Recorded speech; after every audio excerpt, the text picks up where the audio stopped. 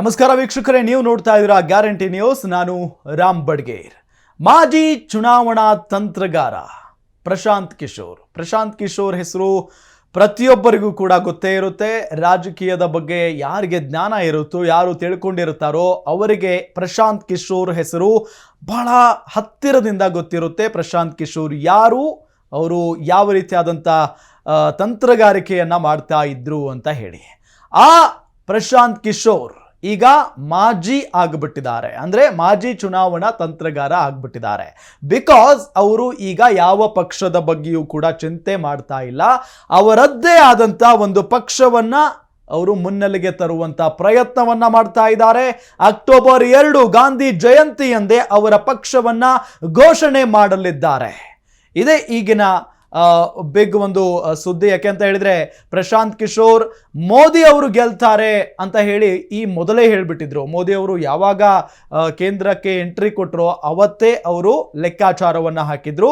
ಮೋದಿ ಅಲೆ ಇದೆ ದೇಶಾದ್ಯಂತ, ಖಂಡಿತವಾಗಿಯೂ ಕೂಡ ಬಿಜೆಪಿ ಗೆದ್ದೇ ಗೆಲ್ಲುತ್ತೆ ಅಂತ ಹೇಳಿದ್ರು. ಅದೇ ರೀತಿಯಾಗಿ ಕಳೆದ ಬಾರಿಯ ಅಂದ್ರೆ ಲೋಕಸಭಾ ಚುನಾವಣೆಯಲ್ಲಿ ಏನ್ ಈಗ ನಡೀತಲ್ಲ ಈ ವರ್ಷ, ಆ ಸಂದರ್ಭದಲ್ಲೂ ಕೂಡ ಪ್ರಶಾಂತ್ ಕಿಶೋರ್ ಹೇಳಿದ್ರು ಈ ಬಾರಿ ಬಿಜೆಪಿಗೆ ಗೆಲುವು ಸ್ವಲ್ಪ ಕಷ್ಟ ಆಗಲಿದೆ, ಆಲ್ಮೋಸ್ಟ್ ಬಹುಮತ ಬರಲ್ಲ ಅಂತ ಕೂಡ ಅವರು ಲೆಕ್ಕಾಚಾರ ಹಾಕಿದ್ರು. ಅದರಂತೆ ಬಹುಮತ ಬರಲಿಲ್ಲ. NDA ಸರ್ಕಾರ ರಚನೆ ಆಯಿತು, ಬಿಜೆಪಿ ಸರ್ಕಾರ ರಚನೆ ಆಗಿಲ್ಲ. ಅಂದ್ರೆ ಬಿಜೆಪಿ ಜೊತೆಗೆ NDA ಮೈತ್ರಿಕೂಟ ಸೇರಿ ಇಲ್ಲಿ ರಚನೆ ಆಗಿರುವಂತ ಸರ್ಕಾರ ಇದು. ಹಾಗಾಗಿನೇ ಪ್ರಶಾಂತ್ ಕಿಶೋರ್ ಏನೇ ಮಾಡಿದ್ರು ಕೂಡ ಅವರ ಒಂದು ಹೆಜ್ಜೆಯನ್ನ ಎಲ್ಲರೂ ಕೂಡ ಅಬ್ಸರ್ವ್ ಮಾಡ್ತಾನೆ ಇರ್ತಾರೆ. ಈಗ ಒಂದು ಪಕ್ಷವನ್ನ ಅವರು ಕಟ್ಟಿದ್ದಾರೆ. ಅದರ ಹೆಸರು ಜನ್ ಸುರಾಜ್ ಅನ್ನ ಪಕ್ಷವನ್ನ, ಅಂದ್ರೆ ಜನ್ ಸುರಾಜ್ ಅನ್ನೋ ಸಂಘಟನೆಯನ್ನ ಮೊದಲು ಅವರು ಶುರು ಮಾಡ್ತಾರೆ. ಅದೇ ಹೆಸರಿನಲ್ಲೇ ಈಗ ಪಕ್ಷವನ್ನ ಕಟ್ಟೋದಕ್ಕೆ ನಿರ್ಧಾರ ಮಾಡಿದ್ದಾರೆ. ಪಕ್ಷ ಸ್ಥಾಪನೆಗೆ ಪ್ರಶಾಂತ್ ಕಿಶೋರ್ ಈಗ ನಿರ್ಧಾರ ಮಾಡಿರೋದು. ಪಿನ್ ಟು ಪಿನ್ ನಾವು ಡೀಟೇಲ್ಸ್ ಅನ್ನ ಗಮನಿಸ್ತಾ ಹೋಗೋಣ. ಪ್ರಶಾಂತ್ ಕಿಶೋರ್ ಯಾರು, ಅವರು ಈ ಹಿಂದೆ ಏನ್ ಮಾಡ್ತಾ ಇದ್ರು, ಈಗ ಜನ್ ಸುರಾಜ್ ಪಕ್ಷವನ್ನ ಸ್ಥಾಪನೆ ಮಾಡೋದಕ್ಕೆ ಹೊರಟಿದ್ದಾರೆ. ಆ ಪಕ್ಷ ಹೇಗಿರುತ್ತೆ, ಆ ಪಕ್ಷದಲ್ಲಿ ಯಾವೆಲ್ಲ ನಾಯಕರುಗಳಿದ್ದಾರೆ, ಇದೆಲ್ಲದರ ಬಗ್ಗೆ ಗಮನಿಸ್ತಾ ಹೋಗೋಣ. ವೀಕ್ಷಕರೇ, ಪ್ರಶಾಂತ್ ಕಿಶೋರ್ ಈ ಹಿಂದೆ ಹೇಳಿದಂತೆ ಜನ್ ಸುರಾಜ್ ಅಕ್ಟೋಬರ್ 2 ರಾಜಕೀಯ ಪಕ್ಷವಾಗುತ್ತೆ ಅಂತಾನೆ ಹೇಳಿದ್ರು. ಅಲ್ಲದೆ ಮುಂದಿನ ವರ್ಷದ ವಿಧಾನಸಭಾ ಚುನಾವಣೆಯಲ್ಲಿ ಸ್ಪರ್ಧೆಗೆ ಇಳಿಯಲಿದೆ.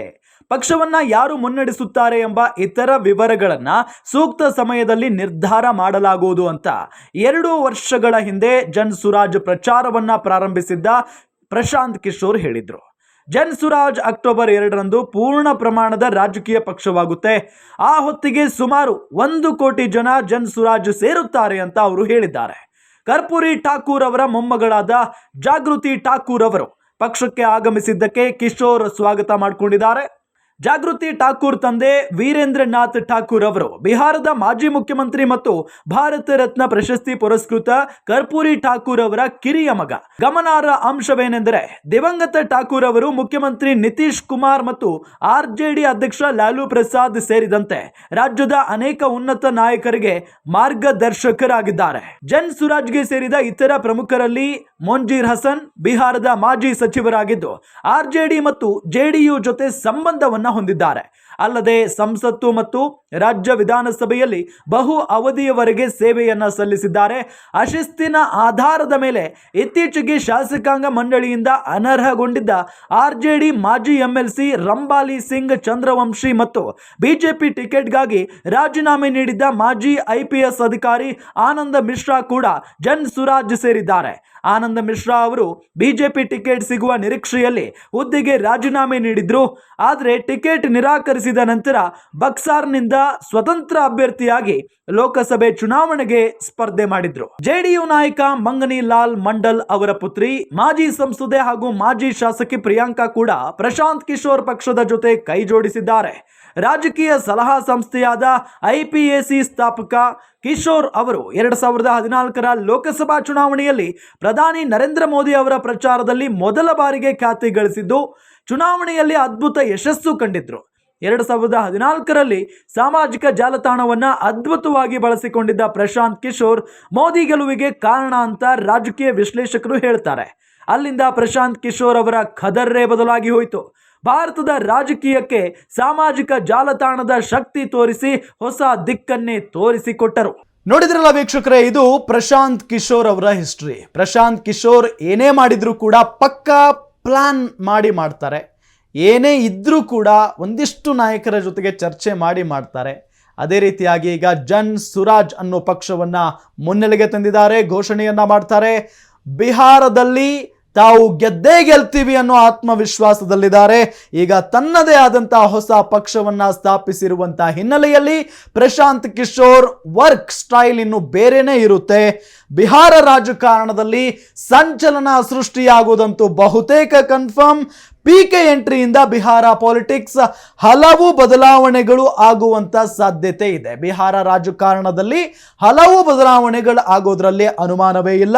ಇನ್ನು ಇದು ನೇರವಾಗಿ ಈ ಒಂದು ಪ್ರಶಾಂತ್ ಕಿಶೋರ್ ಅವರಿದಾರಲ್ಲ, ಅವರ ಪಕ್ಷ ಇದೆಯಲ್ಲ, ಇದು ನೇರವಾಗಿ ನಿತೀಶ್ ಕುಮಾರ್ ಅವರಿಗೆ ದೊಡ್ಡ ಮಟ್ಟದಲ್ಲಿ ಹೊಡೆತ ಕೊಡುವಂತ ಸಾಧ್ಯತೆ ಇದೆ. ಜೊತೆಗೆ ಅಲ್ಲಿನ ಬಿಜೆಪಿಗೂ ಕೂಡ ಹೊಡೆತ ಕೊಡುವಂತ ಸಾಧ್ಯತೆ ಇದೆ. ಜೊತೆಗೆ ಏನು ಅಲ್ಲಿನ ಮತ ಬ್ಯಾಂಕ್ ಏನಿದೆಯಲ್ಲ, ಬಿಜೆಪಿ ಮತ್ತು ನಿತೀಶ್ ಕುಮಾರ್ ಅವರ ಒಂದು ಮತ ಬ್ಯಾಂಕ್, ಅದಕ್ಕೆ ಕೈ ಹಾಕುವಂತ ಎಲ್ಲಾ ಸಾಧ್ಯತೆಯೂ ಕೂಡ ಇದೆ.